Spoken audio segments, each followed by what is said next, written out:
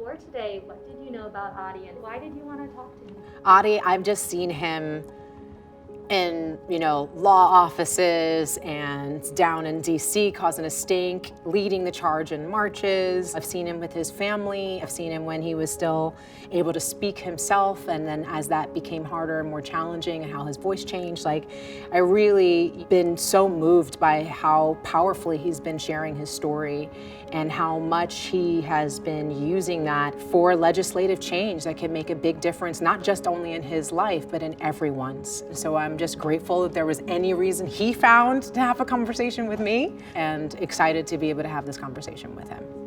Rosario, wonderful to meet you. Thanks so much for making the time. Thank you. I appreciate your patience, and I'm so excited to have this conversation with you. As America is getting vaccinated and the country is returning to its old rhythms, it seems like we are getting the good with the horrific. These past few weeks have been filled with so much violence. Here are mass shootings every week. The police are killing 3 Americans every day, often Black and Latino young men. And then they are oppressing everyone who tries to protest their killings. I just wanted to start by acknowledging this reality, and ask you how you are doing, and what you are thinking. Thank you.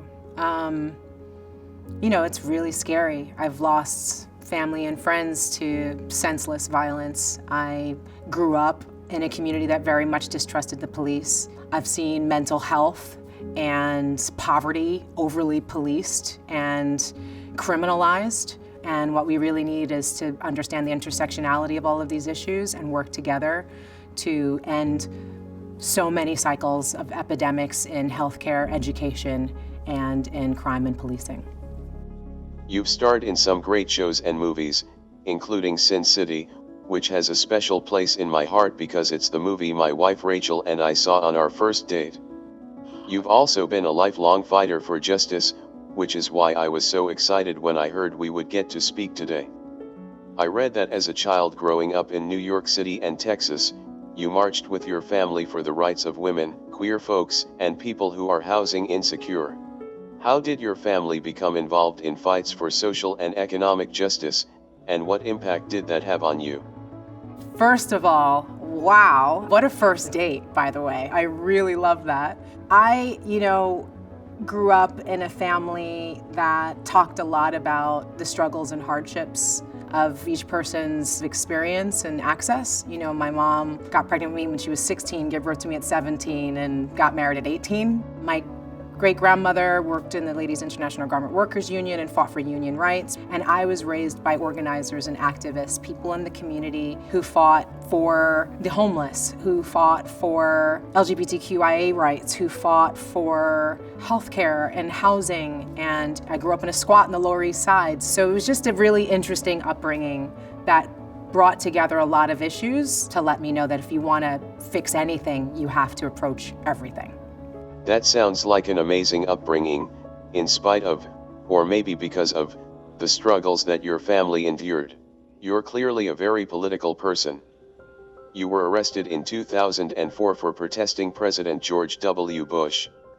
You also endorsed Senator Bernie Sanders in 2016 and again in 2020, after your top pick, Senator Cory Booker, left the race.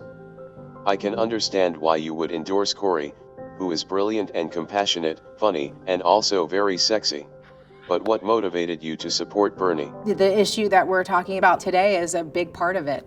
Healthcare should be a right. We shouldn't be this country in the world that's trying to push this idea of American exceptionalism, and yet so many of our communities and people who we are now recognizing and deeming as essential are literally the last ones on line, if they even have a line to get on, for the care that they need. Young people across the nation were watching these videos of this old grumpy man and deciding they were gonna forego that coffee or that haircut or that dessert so that they could send him a little bit of money, and that his whole campaign was powered by the people.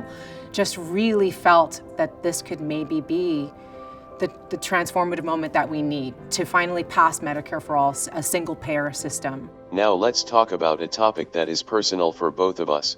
I read that you, like I, have seen the utter dysfunction of our healthcare system up close. In 2019, your father was diagnosed with pancreatic cancer. If you are okay sharing, Can you please speak about the experience watching your father undergo treatment and how it has informed your view of the healthcare system in California and across the country? Absolutely. You know, when I was younger, getting hit by a car didn't even equal a trip to the emergency room because we just didn't have the means for it. My body would seize and I'd have to just get up uncomfortably, and now I'm in my 40s and I'm looking and seeing there was actual damage done to me as a child that I'm gonna have to try to fix now. I think that mindset of scarcity is really hard to get out of people, and it even struck my dad. Even knowing that I have all the resources to help him, he still waited a really long time to articulate that he had an issue. When we were asking him, he refused to even share his symptoms that he was having. I was out of town working and he had lost so much weight and literally turned yellow. And a friend of mine was like, we went over there and forced your dad to go to the hospital, and we found out what was going on with him. And you know, it was really scary to think about anybody in a time like that is so scary, having to wonder about bills, having to think like, should I get that MRI? Should I have that test done? I have a friend right now who has gotten breast cancer again, and it doesn't look like she's gonna beat it this time. She's stage 4, and she waited a really long time to go in because she's poor. And so she didn't wanna get checked. And it might cost her her life, and it's not fair and it's not right. There's a lot that needs to be transformed so that people aren't on death's door when they finally do try to find out what's going on with them. We've lost a lot of people over the years simply because they just didn't have coverage.